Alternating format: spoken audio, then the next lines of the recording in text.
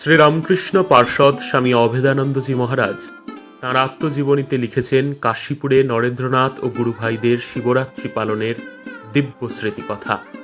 তিনি লিখছেন, শিবরাত্রির দিন আমরা অর্থাৎ নরেন্দ্রনাথ, শরৎ, নিরঞ্জন, হুটকো গোপাল ও আমি নিরম্বু উপবাস ও সমস্ত রাত্রি জাগরণ করে 4 প্রহরে শিব পূজা ও ধ্যান করেছিলাম। নরেন্দ্রনাথ মধুর কণ্ঠে শিব মহিমা গান করেছিল।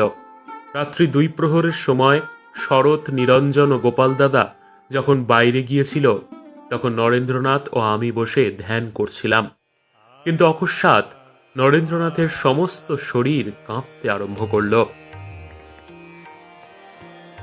নরেন্দ্রনাথ আমাকে বলল, আমার উরুতে হাত দিয়ে দেখ, কিছু অনুভব করতে পারিস কিনা। তখন আমি তাহার উরুতে হাত রেখে অনুভব করলাম যেন আমি ইলেকট্রিক ব্যাটারি ধরেছি এবং নরেন্দ্রনাথের শরীরকে ম্যাগনেটিক কারেন্ট প্রবল বেগে কাঁপাচ্ছে।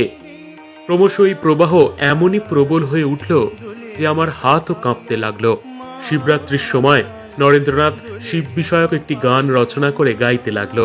তথাইয়া তথাইয়া নাচে ভোলা, বম বম বাজে গাল, ডিমি ডিমি ডিমি ডমর বাজে, দুলিছে কপাল মাল, গরজে গঙ্গা জটা মাঝে, উগরে অনল ত্রিশূল রাজে, ধক ধক ধক মৌলি বন্ধ, জলে শশাঙ্ক ভাল। নরেন্দ্রনাথ শিবের আবেশে তন্ময় হয়ে গানটি রচনা করেছিল এবং এমনই ভাবে বিভোর হয়ে গান করছিল যেন ভোলানাথ শিব নিজেই নিজের মহিমা প্রকাশ করছে। সে এক সুন্দর পরিবেশ। নরেন্দ্রনাথের কিন্নর কণ্ঠে ভাবগম্ভীর সেই গানের স্মৃতি আজও আমার মনে জাগরুক আছে।